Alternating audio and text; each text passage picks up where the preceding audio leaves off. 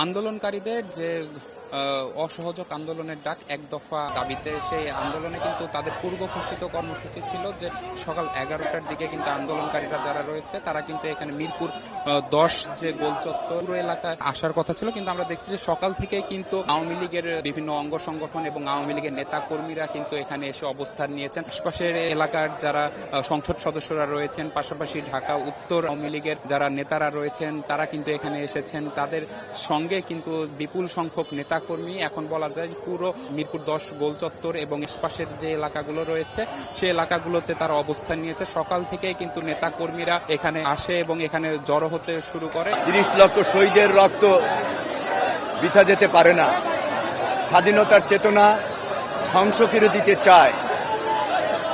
আজকে দেশের সম্পদ, রাষ্ট্রীয় সম্পদ ধ্বংস করছে, জ্বালাও পোড়া করছে, দেশকে অকার্যকর করতে চায়, দেশের গণতন্ত্রকে ধ্বংস করতে। কিন্তু গণতন্ত্রের জন্যই কিন্তু মুক্তিযুদ্ধ হয়েছিল।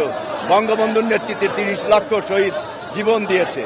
কিন্তু আজকে সেই স্বাধীনতা বিরোধী গোষ্ঠী আজকে পুনরায় তারা এই রাষ্ট্রের বিরুদ্ধে, সরকারের বিরুদ্ধে আজকের স্বাধীনতার চেতনা ধ্বংস করে তাদের নেতৃত্ব প্রতিষ্ঠিত করতে চাচ্ছে। বিভিন্ন স্লোগান দিচ্ছেন, তাদের কর্মীদের যে কোনো অপ্রীতিকর অবস্থা মোকাবিলার জন্য কিন্তু তারা স্লোগান দিচ্ছেন। 100 গ্রাম রাঁধুনি হলুদ বা মরিচের গুঁড়ার সাথে 2টি এবং 200 গ্রামের সাথে 4টি রাঁধুনি স্বাদ মিশালি ফ্রি।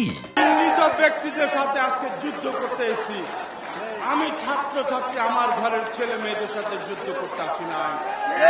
তাই বলতে চাই, যেসব মেয়েরা ছেলেরা আছো, বাবা তোমাদের দাবি ইতিমধ্যে পূরণ হয়েছে।